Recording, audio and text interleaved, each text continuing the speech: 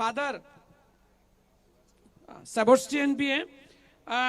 Father आप, क्योंकि आज राम की बात हो रही है, राम से खुशहाली आने की बात हो रही है, मेरे राम की बात भी हो रही है, तेरे राम की बात भी हो रही है, तो राम हम सबके हैं और राम से वास्तव में खुशहाली आएगी, राम से वास्तव में भाईचारा आएगा, क्योंकि राम ऐसे थे जिनमें आप हर चीज देख सकते हैं। राम में त्याग भी था और राम में पुरुषत्व भी था, राम शौर्य के भी प्रतीक रहे हैं।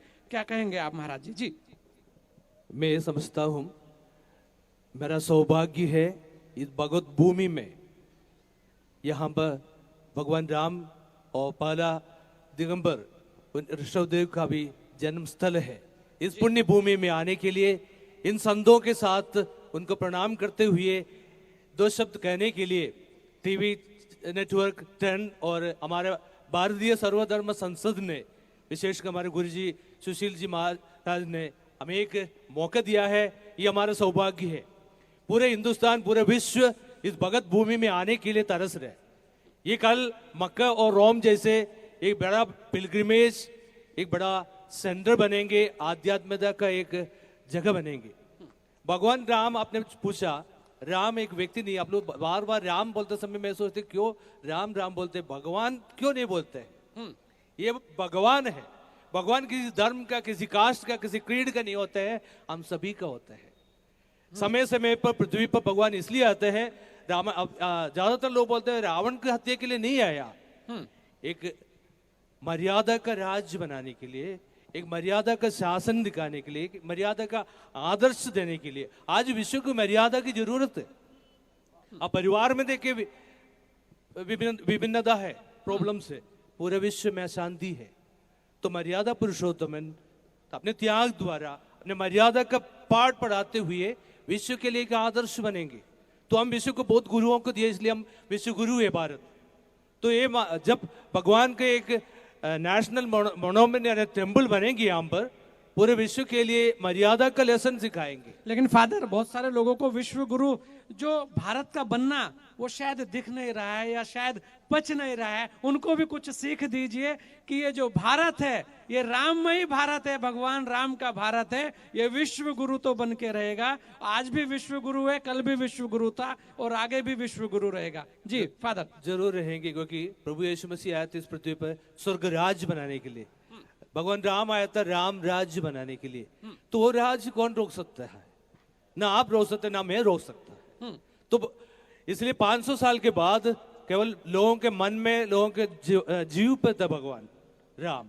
आज राम सबके सामने विराजमान हो रहे हैं। कल उस राम सबके तकलीफों को, परेशानियों को दूर करना शुरू करेंगे। सभी लोग इनके पास आना शुरू हो जाएंगे। तो विकास यही है। जब ईश्वर की उपासना लोग सही से करे तो ईश्वर अपने आशीष अलग अलग विभिन्न तरीका से देंगे। वही विकास है। विकास ईश्वर की कृपा है।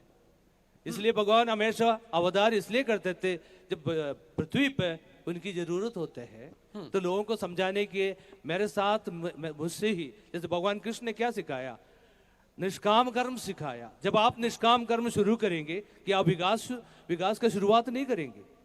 जब हम अपना सेल्फिश काम शुरू करते हैं, हम विकास को रोकते हैं। तो उन्होंने ये भी सिखाया, भक्ति मार्ग से अब चलिए, आपके सभी समस्या दूर हो जाएंगे। भगवान बुद्ध ने भी क्या सिखाया? आग्रह त्यागो, तुम खुश रहेंगे, तुम समृद्ध रहेंगे। तो शांति और आनंद जब ईश्वर से मिलते हैं, जो भगवान यहाँ पर विराजमान होंगे, तो ये सबको दिखाई देंगे। ये पिलग्रिम सेंटर बनेंगे। यहाँ से क्या निकलेंगे?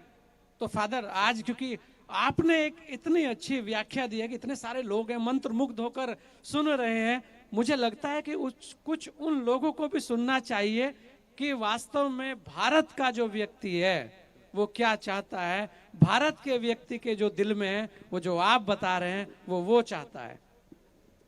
भारत हमेशा दूसरों को तुलना नहीं करते हैं, दूसरे क्या बोल रहे नहीं सोचते हैं, हम क्या कर सकते सोचते हैं।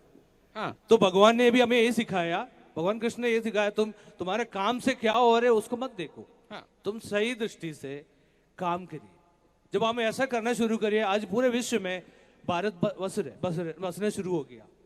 तो यही भारत चाहते हैं।